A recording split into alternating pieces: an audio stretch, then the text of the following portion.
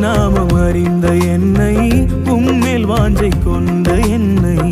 விடுவித்து உயர்த்திடுவீர், உயர்த்தியே மகிழ்ந்திடு